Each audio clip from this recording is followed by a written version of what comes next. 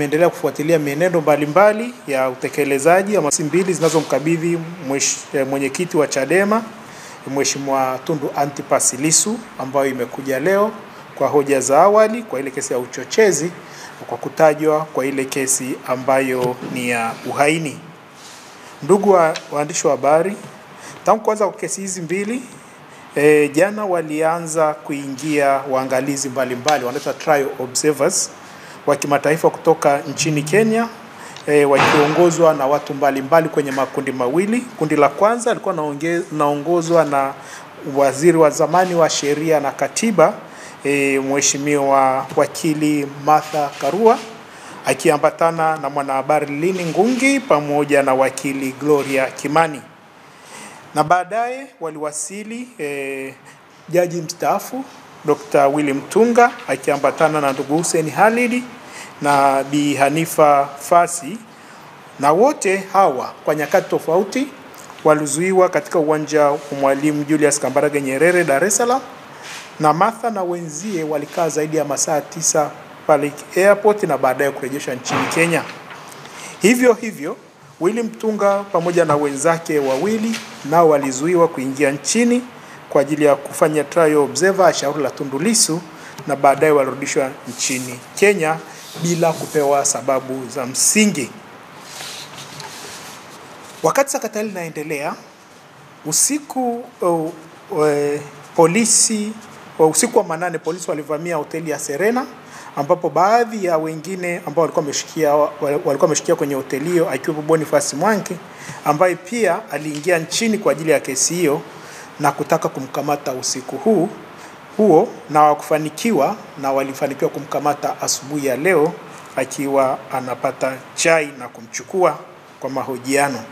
Itakumbukwa sio mara ya kwanza tukio kama hili kutokea. Mwaka 2019 Dr. Wairaga Wakabi, mkurugenzi mtendaji wa shirika la ushirikiano wa sera kimataifa ya TEHAMA wa Afrika Mashariki maarufu kama SIPESA, ambao makao makuu yako Uganda, alikamatwa alipowasili uwanja wa ndege wa kimataifa Julius Nyerere, Dar es Salaam, na mamlaka ya uhamiaji zilikataa kueleza sababu ya kukamatwa kwake.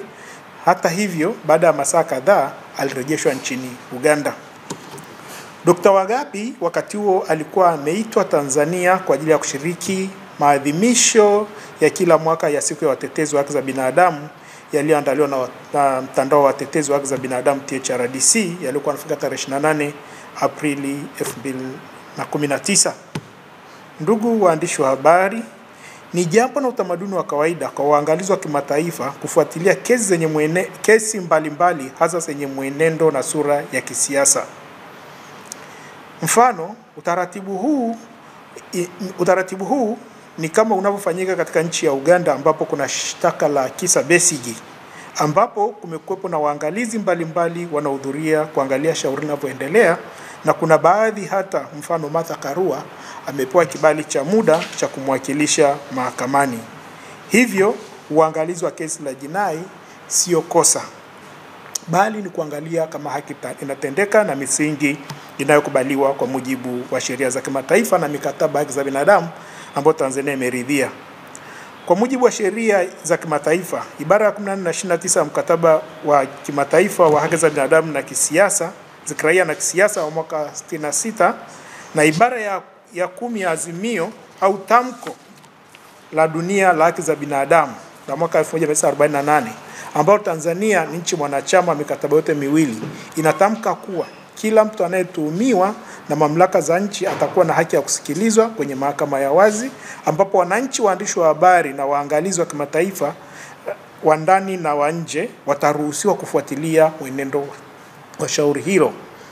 Mahakama zenye mamlaka zinatoa nafasi kwa watu kusikiliza, na kama mtaona mahakama ilitoa amri kuruhusu wadau kushiriki kwenye shauri hilo. Hivyo kama nchi mwanachama hatuna budi kuhakikisha kwamba misingi tajwa inafuatwa, kuonyesha kwamba shauri linaendeshwa kwa haki na kwenye uso wa watu waweze kuona kinachoendelea mahakamani. Pamoja na sheria na mikataba ya kimataifa, Tanzania ni moja ya nchi zinazounda Jumuiya ya Afrika Mashariki, ambapo kwa mujibu wa ibara ya 6 na ile ya 5 za mkataba wa jumuiya, zinasisitiza kuhusu nchi wanachama wa Afrika Mashariki kuheshimu misingi ya utawala bora, haki za binadamu na haki za kidemokrasia. Kwa misingi hii, mamlaka ya Tanzania hazina budi kuhakikisha kwamba misingi hii iliyoainishwa katika ibara tajwa hapo juu zinafuatwa kikamilifu. Pia mkataba wa nyongeza soko la pamoja la Jumuiya ya Afrika Mashariki, EAC Common Market Protocol, unaruhusu raia na bidhaa kuingia kwenye nchi yoyote mwanachama bila vikwazo vyovyote. Ndugu wanahabari, LHRC inatoa wito kwa mamlaka za Tanzania kama ifuatavyo. Mamlaka ya Tanzania za usimamizi wa haki ziruhusu uangalizi wa kimataifa kufuatilia mwenendo wa kesi hii ili kuongeza uwazi zaidi, kwa kuwa ni kesi yenye manufaa kwa umma. Tanzania kama nchi mwanachama wa Jumuiya ya Afrika Mashariki iheshimu misingi mikuu ya uendeshaji wa jumuiya kama ilivyoainishwa kwenye ibara ya 6 na 7 ya mkataba unaounda Jumuiya ya Afrika Mashariki. Mamlaka za Tanzania ziwachukulie wananchi wanaotokana na Jumuiya ya Afrika Mashariki kama ndugu, jamaa na Watanzania wenzetu ili kuimarisha na kudumisha undugu miongoni mwa wananchi wa Jumuiya ya Afrika Mashariki.